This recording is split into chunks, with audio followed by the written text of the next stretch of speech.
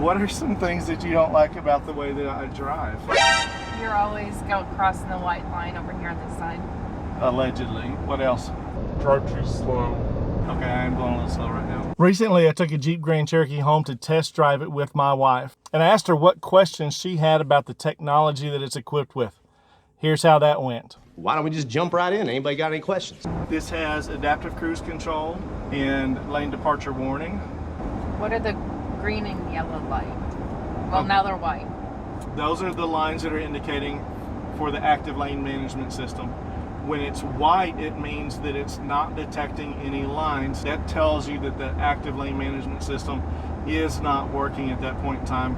100% you're in control. All right, so let me correct myself here real quick. With the active lane management system, when the lane lines are white, it means one of two things. Either the cameras aren't picking up the lane lines because they're not clearly visible, or the system has been temporarily disengaged, like whenever you use your turn signal to change lanes and the alerts are temporarily suppressed.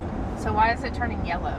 It turns yellow whenever I'm getting close to whichever line that is yellow. So as I get closer to that shoulder line, that line is going to be yellow. And then as I go to when I'm crossing it, then or touching it, then it flashes and blinks. When it's green, it indicates I'm a good distance away. The distances are adjustable in the radio screen. With it's going to tell you active lane management warning, and it's early, medium, or late. Early gives the least amount of leeway. Late gives the most amount of leeway. On this big display, whenever I get close to one line or the other, that shifts over it, so I get a little visual movement that can help draw my eyes down there. That tells me, hey, I'm drifting a little too far. And does it also resist when you do that? It does. You got torque that's applied to the steering wheel. On the radio screen, it'll say something about lane assist strength, and you can. There's 3 settings on that, basically: high, medium, and low. As I get close to the line, then it will apply that torque to the steering wheel to guide me back into my lane. But if you turn on the blinker, it'll allow you to go over. When I hit the turn signal, it's going to disable the system and allow me to move over without any resistance from the steering wheel. But if I don't use a turn signal, that's when I'll get a little resistance. A lot of times people express some concern about that. So say there's a car on the side of the road and I need to get over to avoid getting too close to them. How does the lane assist handle that? The best thing for you to do is to indicate to other drivers in the system that you want to change lanes by using your turn signal. But if you don't have time to do that, as you go to change lane, you will feel some resistance from the vehicle. But all you have to do is continue against that resistance, and it's going to move over. See, right there, it's still allowing me to do that. So how does it detect the lines for the lane departure? There's a camera that's mounted in the back of this assembly here that is looking for the lines on the road. So if there's construction and stuff, it adapts to that. Yeah, it's gonna see what you're seeing, give the feedback that the system needs to know whether to apply torque or not, or if you're in your lane, all that good stuff. Well, I like the lane management because it helps you not ride the white line. Well, whatever. Just gotta keep it between the lines.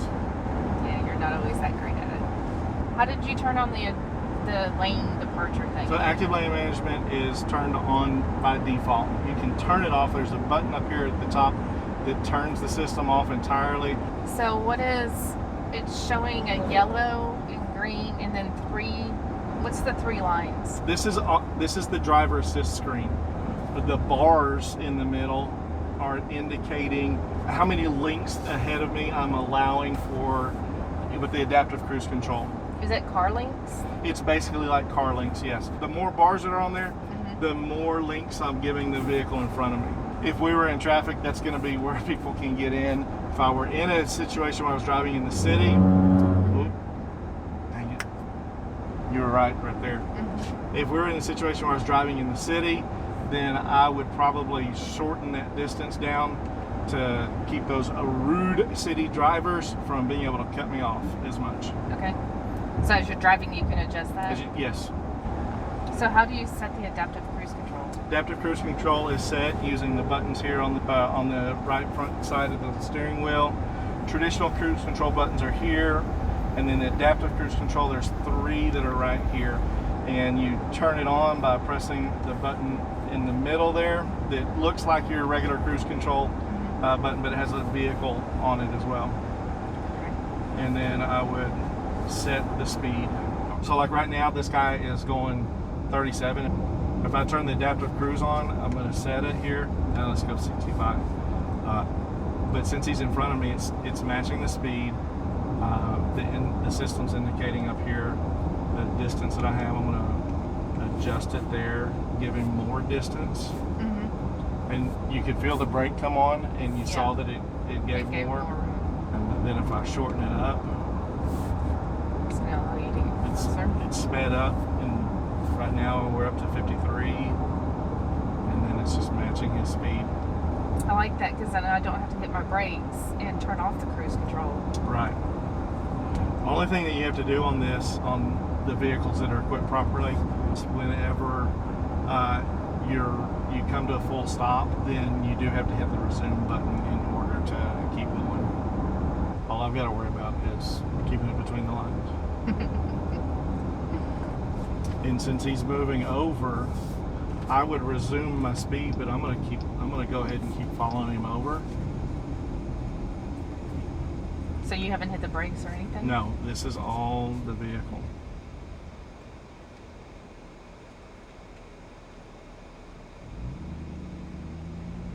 Now I wouldn't stop long enough to have to hit the resume button.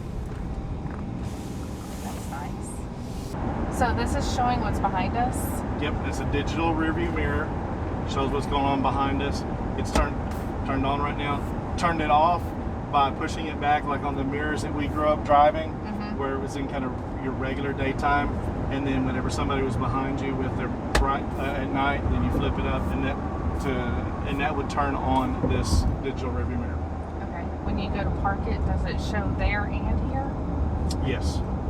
One of the big things I like about it is that if we have people in the back seat, I don't have to worry about their heads being in the way, or if there's luggage or whatever.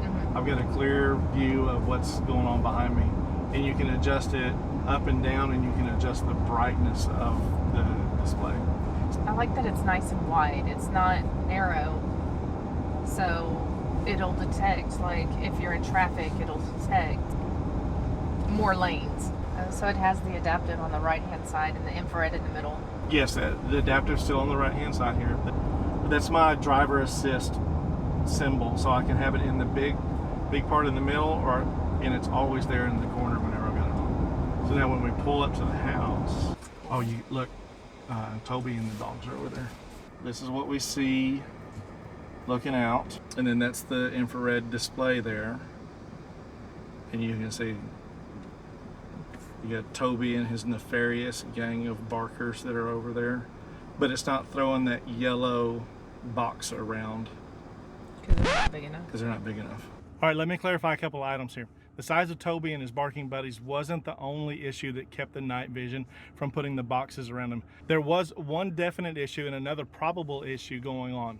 Whenever I walked around in front of the night camera, I'm definitely tall enough to be detected, but there was no box. And if we look in the bottom left-hand corner of the display, you see this symbol of a moon and a road. When that symbol is gray, it means that even though the night vision system is on, night vision alerts are being suppressed. When this symbol is green, it means that night vision alerts are active. If we look in the upper right-hand corner, we can see that on this particular evening, outside air temperature was 96 degrees. Night vision alerts are suppressed when the temperature is above 86 degrees, and it's also possible that they were suppressed because it wasn't quite dark enough outside. Here's the next video for you to learn about more features on the 5th generation Ram 1500. I'll see you there.